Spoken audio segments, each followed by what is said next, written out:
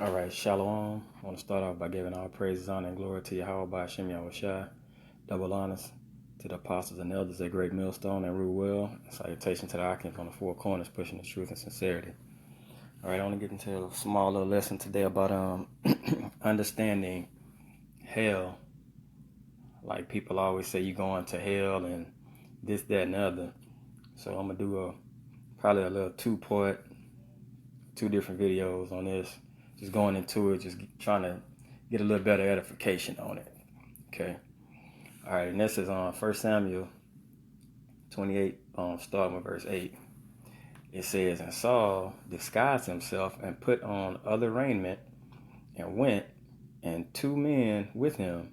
And they came to the woman by night and said, I pray thee, divine unto me by the familiar spirit, and bring me him up, whom I shall name unto thee."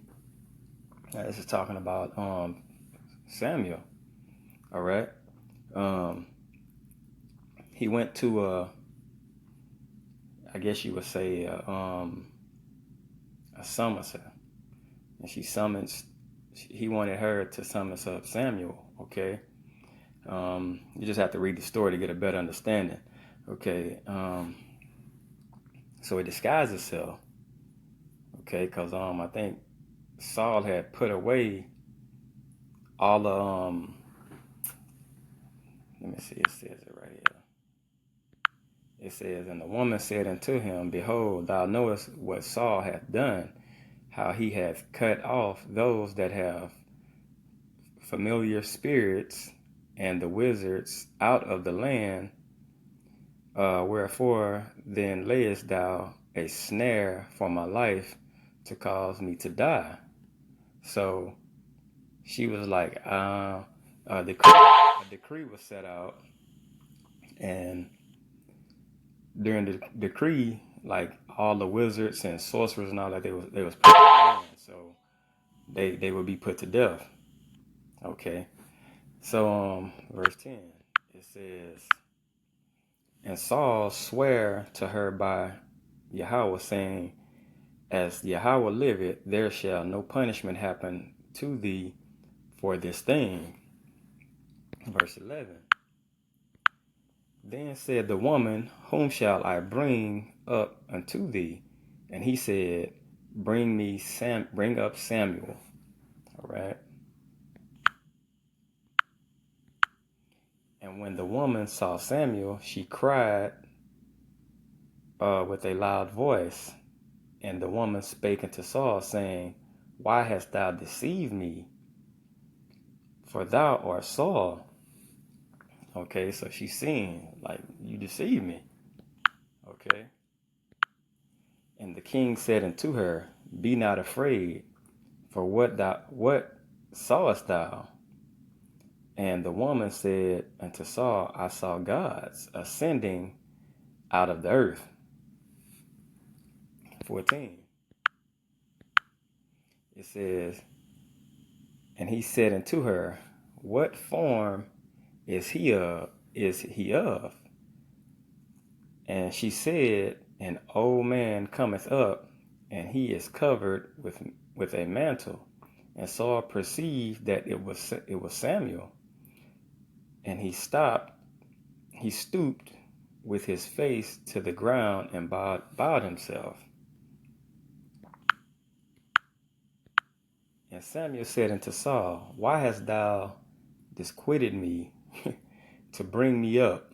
Like, well, shit, what are you doing? Why are you basically disturbing me? I mean, you conjuring me. What?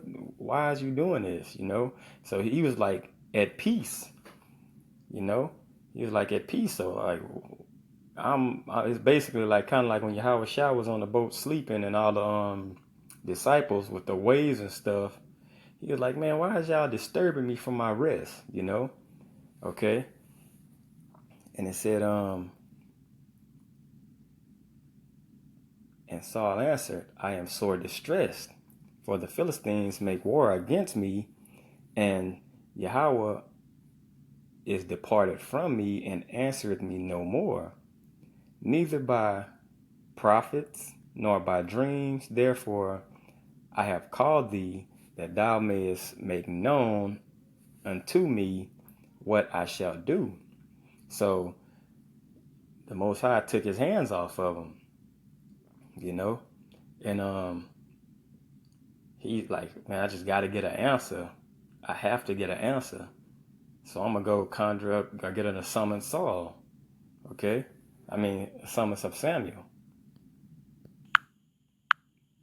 Then Samuel, wherefore then doest thou ask of me, seeing Yahweh is departed from thee, and is become thine enemy.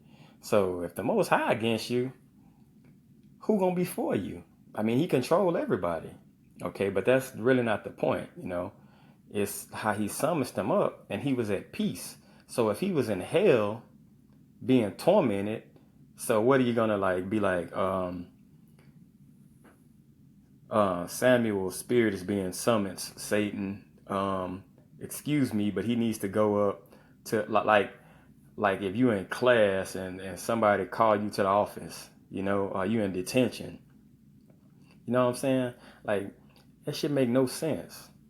Like, if he was in hell, like most people die and they say they go to hell, okay, how the hell could you be disturbed from hell and come up, Not saying, they would probably say, well, Samuel went to heaven, but we're going to get, Samuel went to heaven, but we're going to get a little more into it, okay? But he's telling them, if the Most High departed from you and he became your enemy, what am I going to do? And Yahweh hath done to him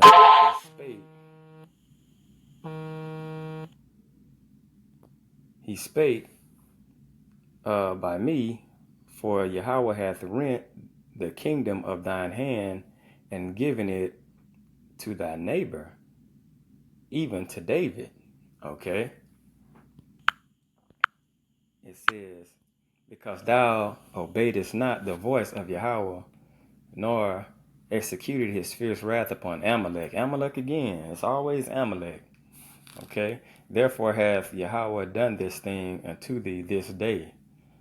Even today. We were supposed to kill off Amalek. And what happened?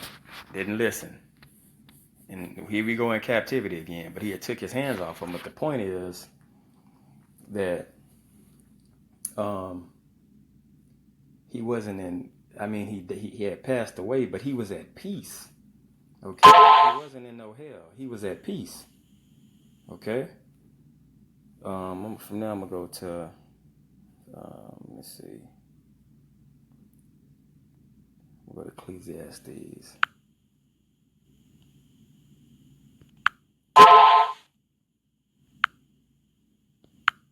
And 7. It says, then shall the dust return to the earth as it was, and the spirit shall return unto Yahweh who gave it. Now, it don't make no distinctions on exactly who this is talking about. It's everybody, because we all was made from the dust of the ground. Okay? So, nobody's gonna die and go to a lake of fire burning forever. Because if the dust, which is your flesh, is going to return to the dust, that means only your spirit is left. Okay, so when you go into, if you go into a hell, you can't see a spirit. A spirit don't feel fleshly things. Okay, that just don't make sense. So it's impossible for a spirit to feel the pain of fire. It's just totally ridiculous for someone to actually think that. The word hell comes from Hades. It's like the Greek gods, it comes from Hades, But let me get Exodus.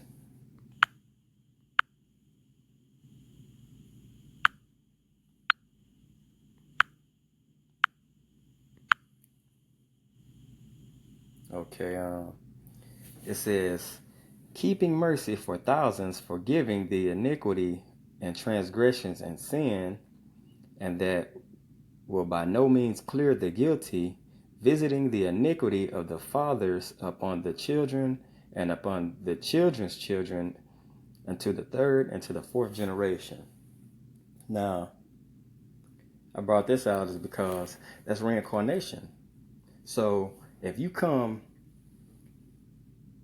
back again, and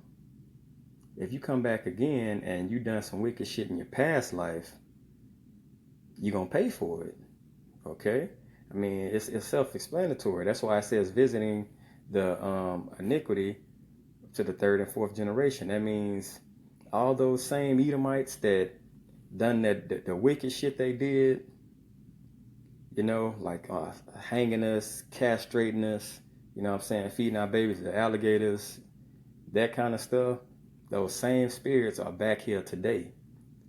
And they're going to be punished for that. Okay? 1,000 years of slavery, then eradicated. Exterminated off the face of the earth. Okay? Let me see. Go to Ecclesiastes again.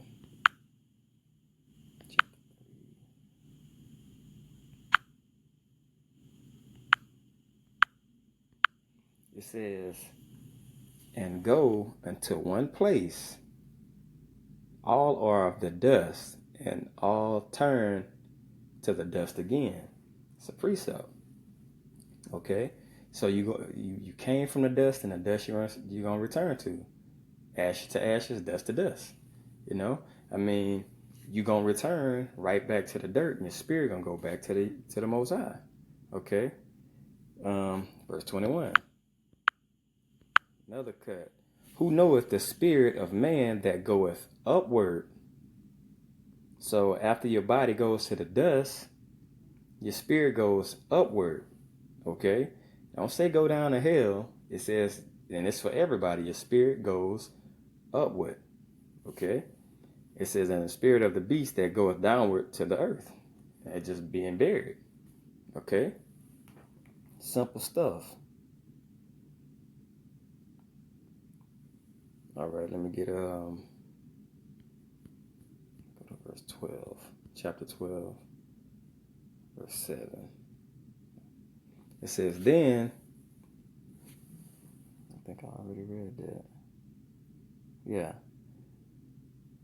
Okay, but I'm gonna read it again. It says, then shall the dust return to the earth as it was, and the spirit shall return unto Yahweh who gave it. So everybody dies, they go right back to the most heaven. I mean, most heaven. Salaki, everybody dies, they go right back up to the Most High. Okay? Your spirit goes up, and your flesh it goes right back to the dirt. And you're born right back again because of reincarnation. All right? Get one more scripture in Numbers.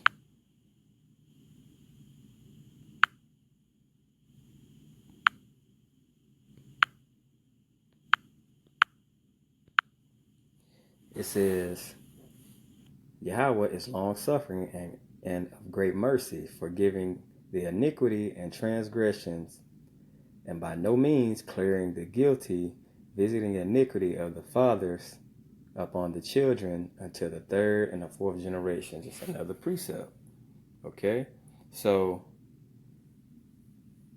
it's no way out of it. I mean, it's no hell. Okay? If you done some fucked up shit, you will pay for it. Because he's not going to quit or clear the guilty of their iniquities. I mean, everything you do as a man soweth, also shall he reap. That's scripture. That's what they call karma. I mean, if you work hard, it pays off. It's kind of like a bodybuilder. You put the time in the gym, you're going to get rewarded for it by the body you want to see. You put time in the scriptures. If your goal is to remember 20 scriptures in 20 days, that means every day, each scripture, you're going to have to buckle down and study. And at the end of that, I mean, it's a goal you have to set out to accomplish. All right? but it don't come without you putting in that work. Okay, so hope this was edifying. I'm gonna do another part to it, but all praise to Yahweh Shem Yahushua. Double honors to the apostles and elders at Great Millstone. Salutation to the Akim on the four corners. Shalom.